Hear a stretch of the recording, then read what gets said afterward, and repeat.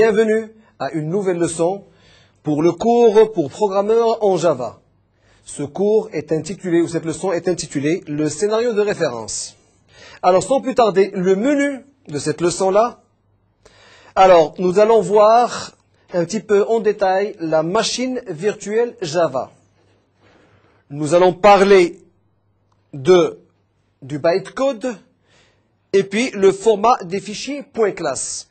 Alors maintenant, on peut se rappeler, au niveau de la machine virtuelle Java, on a bien expliqué tout à fait au niveau du premier chapitre ou de la première leçon, que la machine virtuelle Java était indispensable pour rendre un programme portable sur n'importe quelle plateforme. On va le voir beaucoup plus en détail tout de suite. La machine virtuelle Java.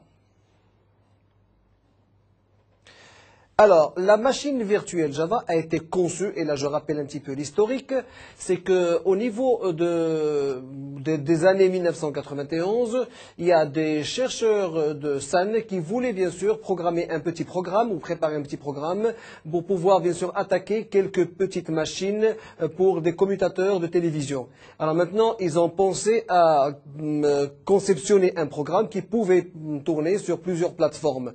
Alors la seule solution qui pouvait bien sûr leur permettre de faire tourner un programme sur plusieurs plateformes, c'est de créer une machine virtuelle qui allait compiler. Parce qu'en principe, pour pouvoir compiler un programme, il faut absolument avoir recours aux composants de la machine, à savoir le microprocesseur, les mémoires, les bus et ainsi de suite. Alors maintenant, si vous voulez avoir un programme qui allait tourner sur plusieurs plateformes, il faut avoir une connaissance exacte de toutes les plateformes, tous les systèmes d'exploitation, tous les microprocesseurs, pour pouvoir faire compiler ce programme. Alors pour éviter tout ça, Sun ou les ingénieurs de Sun ont créé ce qu'on appelle la virtuelle machine, machine virtuelle, qui allait procéder à la compilation du programme indépendamment de la configuration ou de la plateforme sur laquelle elle tourne. Donc ce qu'on appelait les concepts à la base de Java. Il y a des spécifications abstraites, et ça on va le voir. L'architecture et instruction 7, au niveau, bien sûr, de la machine virtuelle, vous avez des instructions spécifiques au niveau de cette machine-là. Et on va les voir beaucoup plus en détail. Non liées à une plateforme, c'est ce que je viens d'expliquer, c'est-à-dire que vous pouvez, bien sûr, compiler votre programme au niveau de n'importe quelle machine ou sur n'importe quel système d'exploitation. Interpréteur ou compilateur, là, ça va être les deux, puisque ça va être compilé, c'est la machine virtuelle qui allait compiler le programme, et bien sûr, ce programme peut être interprété sur n'importe quelle plateforme ou avec n'importe quel système d'exploitation. Implémentation S/W ou H/W, ce sont des implémentations qui allaient amener un plus au niveau de votre programmation. Alors maintenant, pour pouvoir vous expliquer tout de suite, avant de passer à la machine à pile les stacks, on va prendre un schéma pour vous expliquer un petit peu la conception de la machine virtuelle. Alors je suppose que vous avez votre programme en Java. Donc c'est un programme, c'est une liste d'instructions. Et ce programme-là, vous pouvez bien sûr éventuellement le développer au niveau d'un bloc-notes si vous voulez. Sauf au niveau de l'enregistrement, il faut absolument lui donner une extension .java. Alors, programme avec une extension .java. Alors, il va être compilé, donc c'est la compilation. Il va être compilé par la machine virtuelle, la JVM. Java Virtual Machine. Alors, Java Virtual Machine, ce n'est pas une machine. C'est un programme qui allait compiler votre programme. Donc, c'est une machine qui est virtuelle et qui appartient à Java. Et du fait qu'elle appartient à Java, ça veut dire qu'elle peut être compilée au niveau de n'importe quelle plateforme ou système d'exploitation. Alors, une fois elle passe par la machine virtuelle, automatiquement, on a un programme, le même programme, mais avec une extension .class. Alors, ce programme qui est une extension .class, et là, bien sûr, c'est un programme qui contient ce qu'on appelle du bytecode. Alors, ce bytecode, c'est un code qui est lisible sur toutes les plateformes, ainsi que tous les systèmes d'exploitation. Alors, une fois que vous avez ce programme-là, .class, vous pouvez l'exécuter sur toutes les plateformes que vous voulez, à savoir Windows, Unix, Linux. Alors, OS pour Macintosh, et ainsi de suite. Alors, toujours est-il, une fois que vous avez compilé votre programme, vous pouvez l'exécuter sur toutes les plateformes que vous voulez. Et lorsqu'on parle de plateforme, on parle au niveau système d'exploitation et au niveau matériel aussi. Vous pouvez l'utiliser sur une machine qui contient par exemple un microprocesseur Intel, comme vous pouvez l'utiliser sur une machine qui utilise un microprocesseur Motorola, comme les Macintosh. Mais aussi avec des systèmes d'exploitation. Comme vous devez le savoir, il existe plusieurs systèmes d'exploitation sur le marché, à savoir Windows, Linux, Unix, OS2, Solaris et ainsi de suite. Alors ces systèmes d'exploitation ont un langage bien précis. Alors maintenant, lorsque vous avez compilé votre programme et que vous avez désormais un fichier qui est une extension .class, ce fichier peut automatiquement être interprété et exécuté au niveau de la machine réelle cette fois-ci. Et là, c'est un très grand avantage que vous avez au niveau, bien sûr, de votre machine virtuelle. Alors revenons maintenant à notre écran là. Alors, une machine virtuelle, c'est une machine à pile, c'est ça, ce qu'on appelle les stacks. D'accord? Et on va expliquer un petit peu plus tard ce que c'est qu'une pile. Elle supporte les objets. Donc, la machine virtuelle supporte les objets. Comme vous devez le savoir, Java reste un langage de programmation qui est orienté objets. Donc, automatiquement, lorsque vous allez déclarer des objets appartenant à des classes bien précises, automatiquement, la JVM, la Java Virtual Machine, les acceptera sans problème. Exécute les fichiers .class.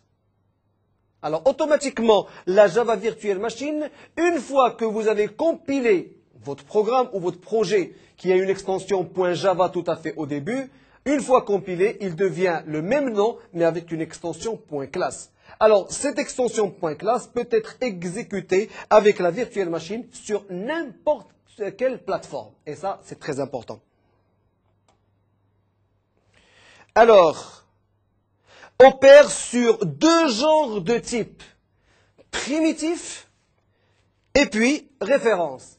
C'est-à-dire qu'au niveau de la machine virtuelle, elle opère sur deux types.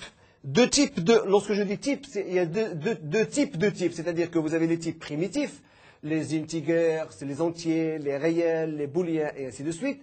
Et vous avez les types de références qui font référence à une classe, à des tableaux, à des vecteurs et ainsi de suite. Donc la machine, la JVM, c'est-à-dire la machine virtuelle Java, accepte sans problème les deux types et l'opère sur les deux genres de types.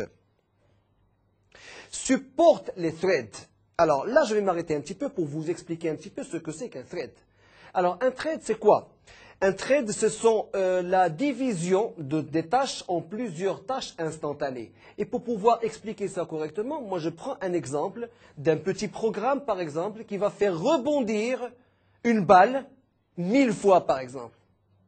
Alors maintenant, si par exemple, ce programme-là était amené à être planté, imaginez-vous le désagrément que vous allez avoir.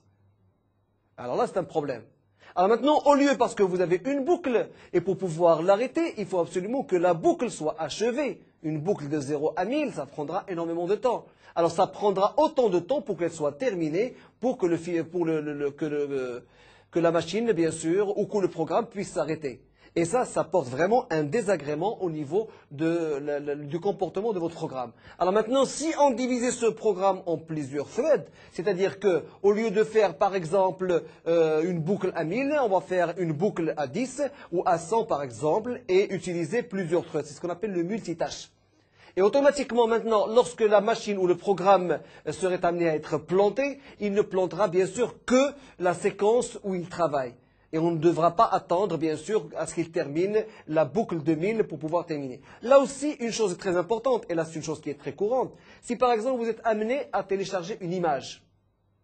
Par exemple, maintenant, une image téléchargée sur Internet, dès que par exemple on voit l'image, je ne suis pas intéressé par l'image et je voudrais arrêter le téléchargement. D'accord? Alors maintenant, si cette image elle était programmée, ou le téléchargement de l'image est programmé selon les threads, automatiquement lorsque vous arrêtez, elle s'arrêtera sans problème. Mais maintenant, si elle n'est pas programmée sous forme de thread, par exemple, automatiquement, vous devez attendre le temps nécessaire pour que l'image soit chargée avant de pouvoir arrêter. Et là, c'est une chose qui est très importante. Alors maintenant, ce qu'il faut retenir au niveau des threads. Alors pour éviter ce genre de désagrément au niveau des threads, on sépare les programmes en plusieurs tâches simultanées. Chacune doit être placée dans une méthode qu'on appelle run, par exemple, d'une classe qui entend thread.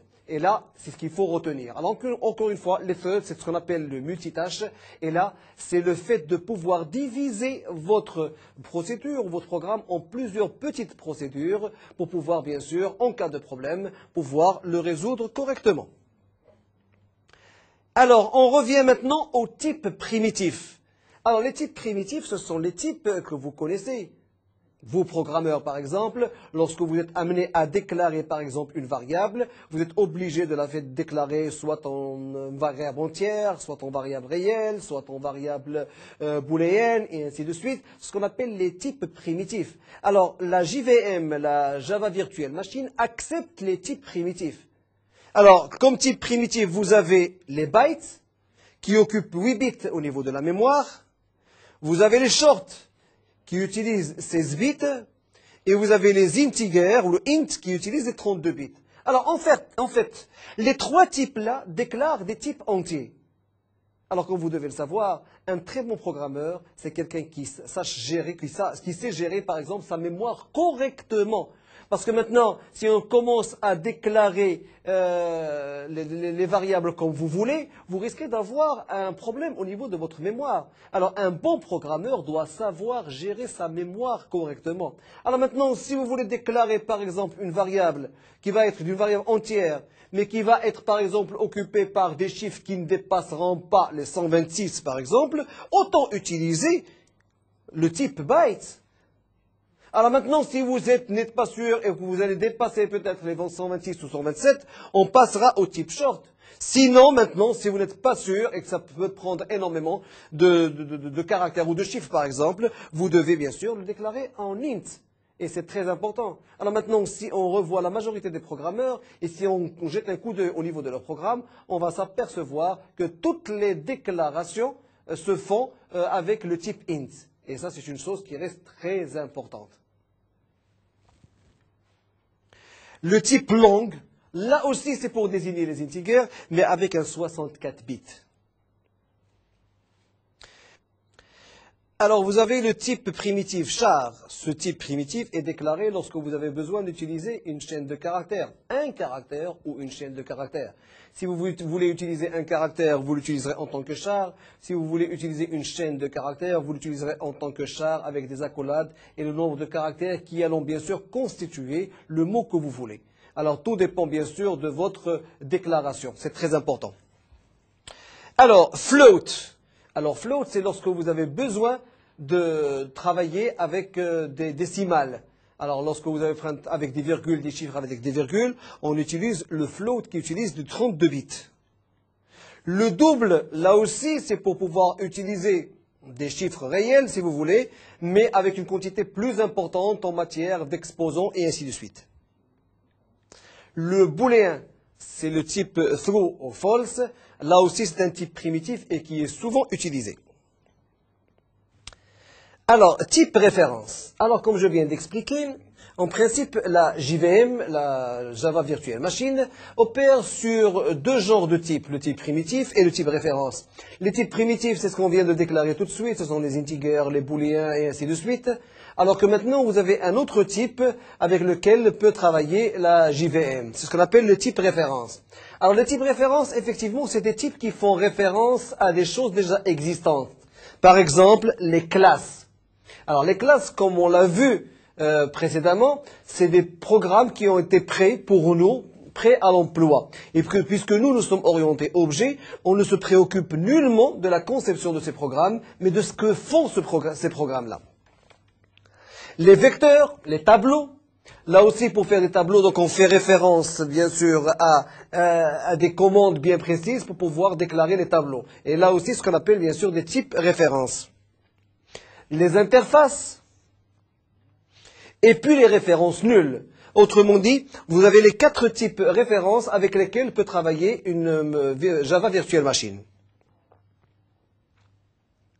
L'architecture maintenant. Alors, pour chaque thread, alors on a expliqué tout à l'heure ce que c'était un thread.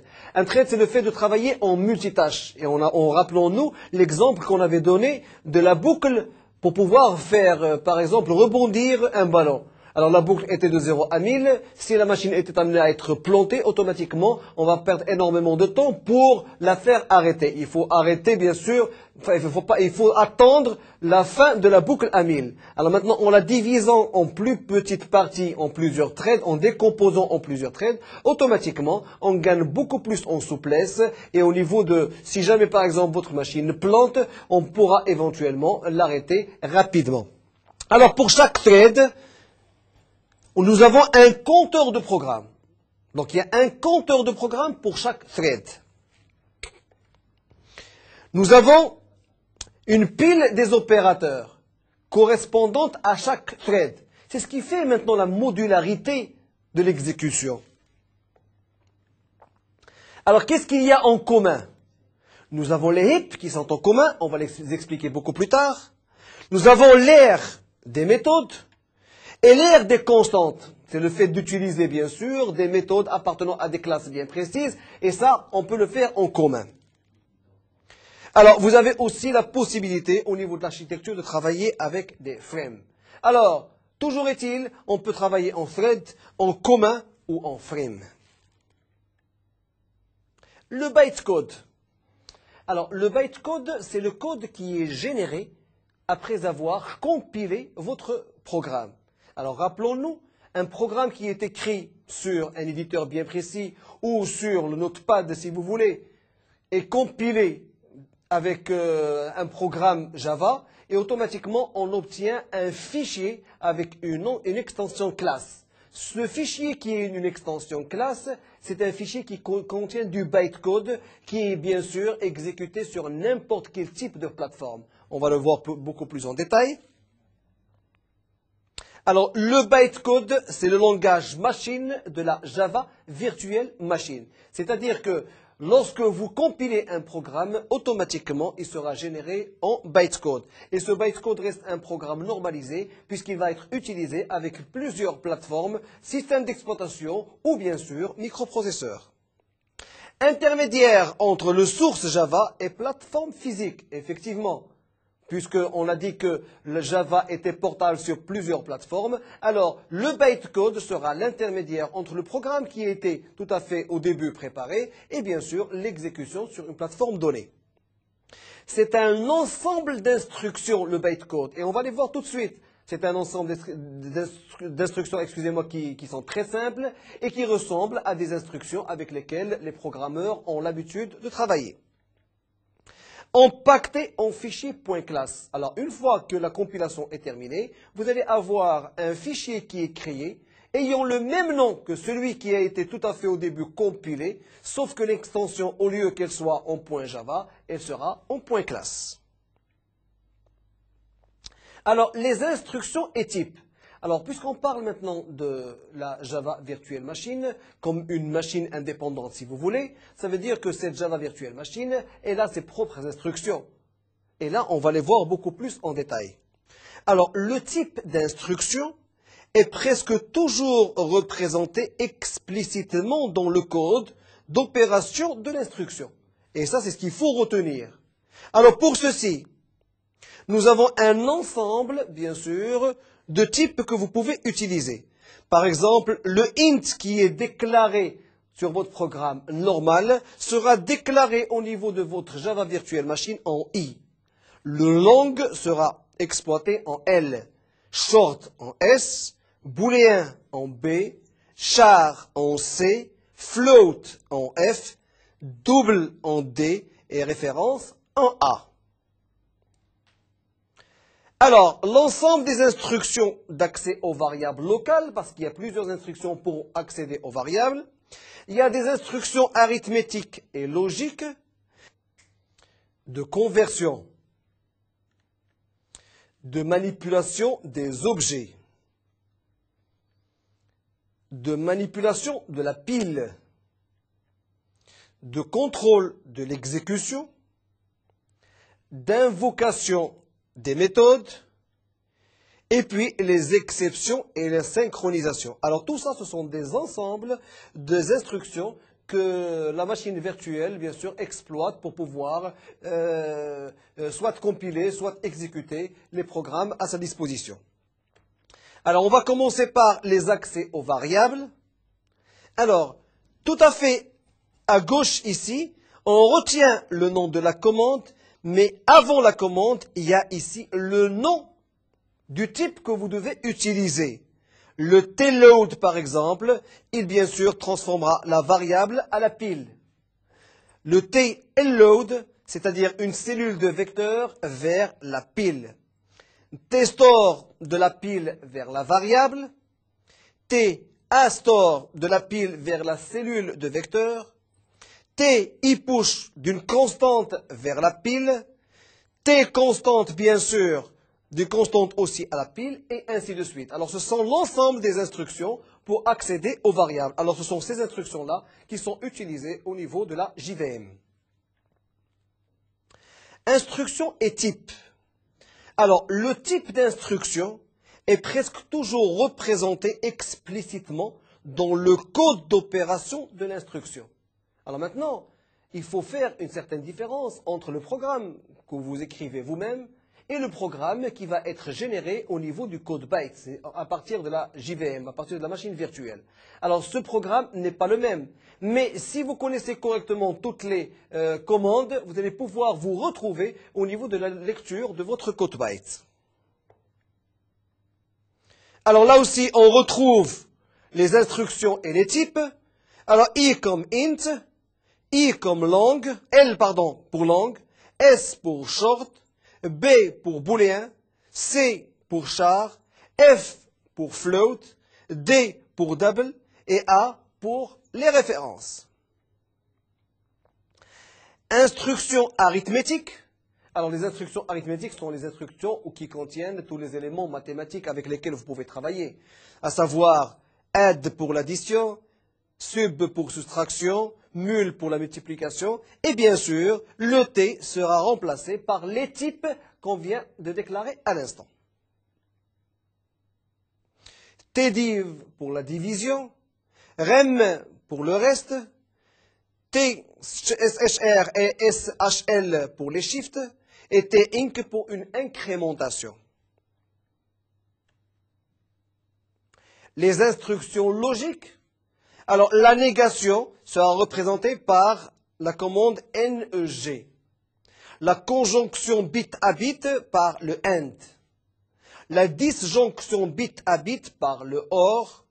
Et le OR exclusif bit à bit par le XOR. Alors, automatiquement, le T sera remplacé par un des types qui a été déclaré.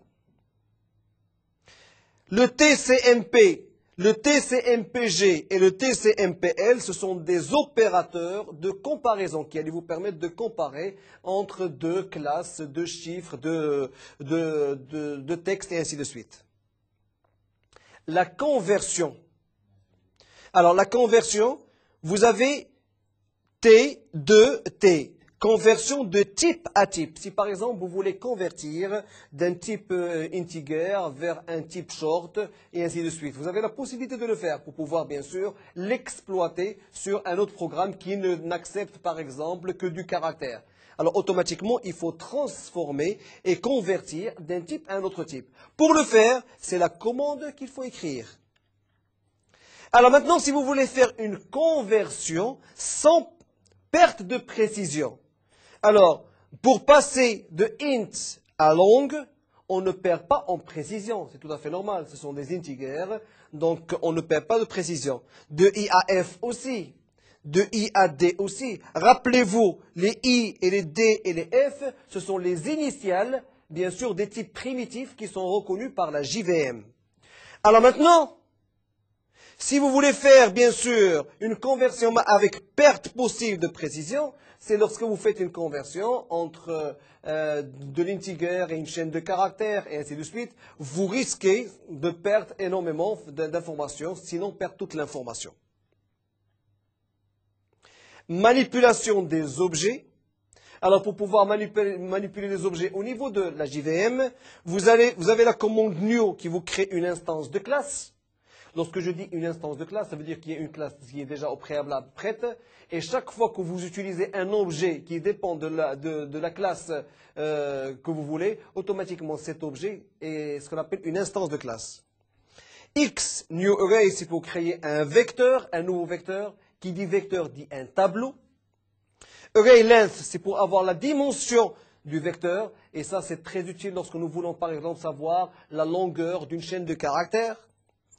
Get field and get static, c'est pour accéder aux attributs ainsi que le put field et le put static. Instance of et check cast.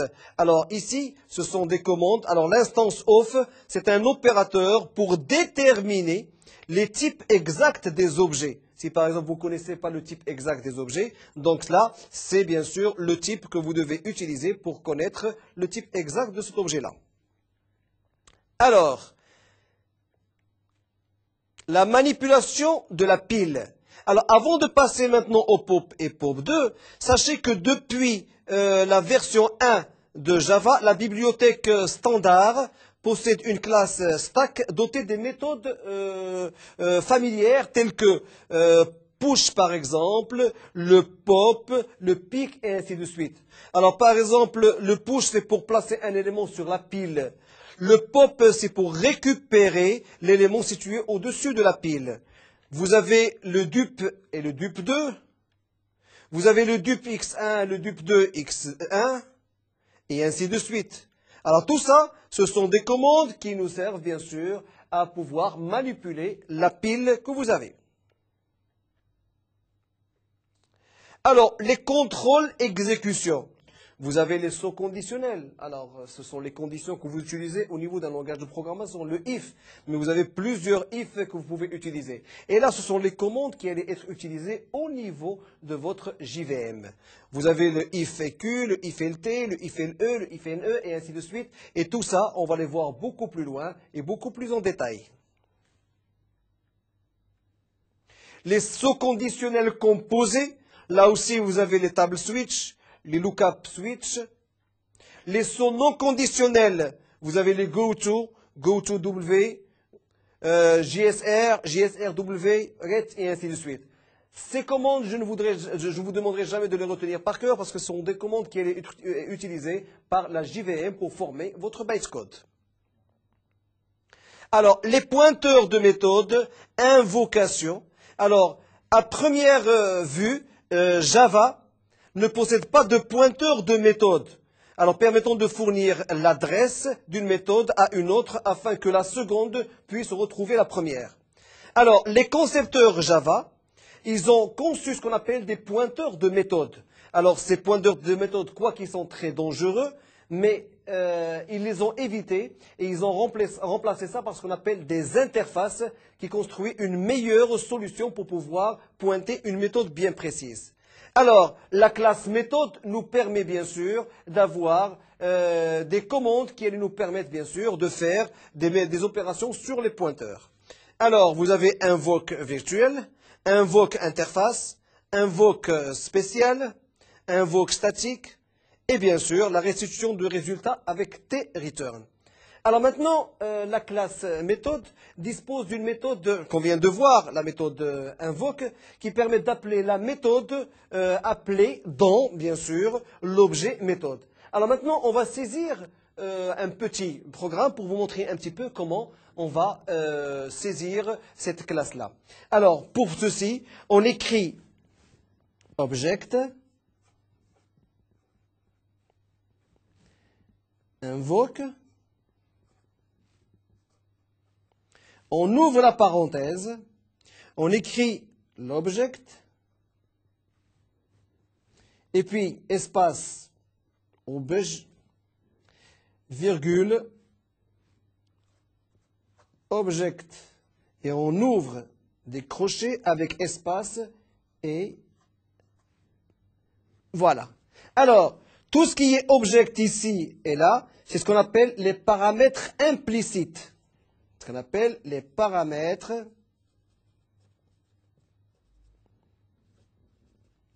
implicites.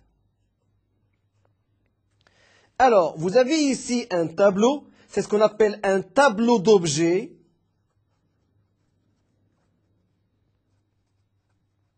Un tableau d'objets qui fournit les paramètres explicites. Qui fournit les paramètres explicites.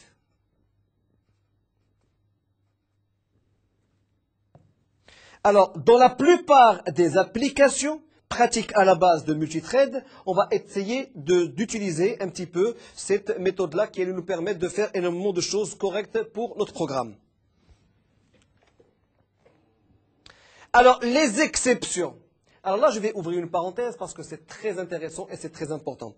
Au niveau de Java, nous avons des méthodes d'exception qui sont très importantes dans la mesure où ils nous permettent, dans le cas où vous avez un problème, par exemple une division par 0, au lieu d'avoir une erreur, vous faites des exceptions pour pouvoir, bien sûr, ne pas faire planter la machine. Alors ainsi, maintenant, les concepteurs du système Java, ils ont pu retenir le maximum d'erreurs qui sont possibles, je ne dis pas toutes les erreurs, mais le maximum d'erreurs, et avec ça, on utilise ce qu'on appelle des exceptions pour que chaque fois qu'il y ait une erreur, on puisse ressortir du programme sans faire planter la machine. Parce que maintenant, une fois le programme planté, si vous ne faites pas de sauvegarde, le programme il n'est pas sauvegardé, donc vous ne le retrouvez plus, vous devez redémarrer toute la machine. Alors pour éviter ces désagréments-là, donc il y a des exceptions avec lesquelles on va travailler et on va les voir un petit peu plus loin. Alors, une exception est lancée même par d'autres instructions quand une anomalie se vérifie. Par exemple, une division par 0. La synchronisation.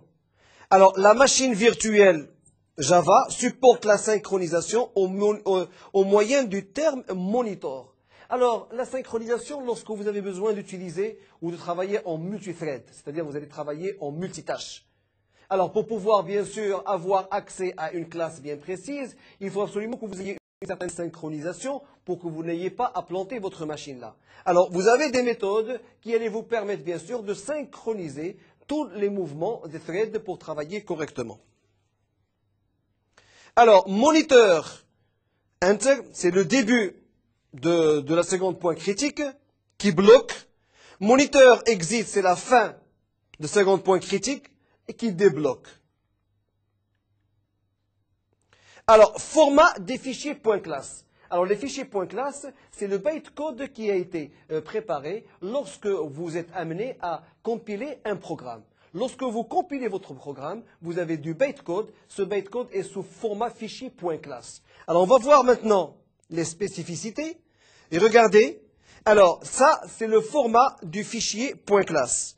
Vous avez tout à fait en haut, et on va le voir tout de suite, un code. C'est ce qu'on appelle un nombre magique. Ce code-là, c'est ce qui permet de retrouver, bien sûr, toutes les composantes du programme que vous avez. Alors, vous pouvez trouver des attributs avec les déclarations des attributs, trouver des méthodes avec la déclaration des méthodes, les champs avec les déclarations des champs, les interfaces avec la déclaration des interfaces, et ainsi de suite. Mais toujours est-il, vous avez la forme ici exacte du fichier .class, c'est du bytecode qui va être généré une fois que le programme a été compilé.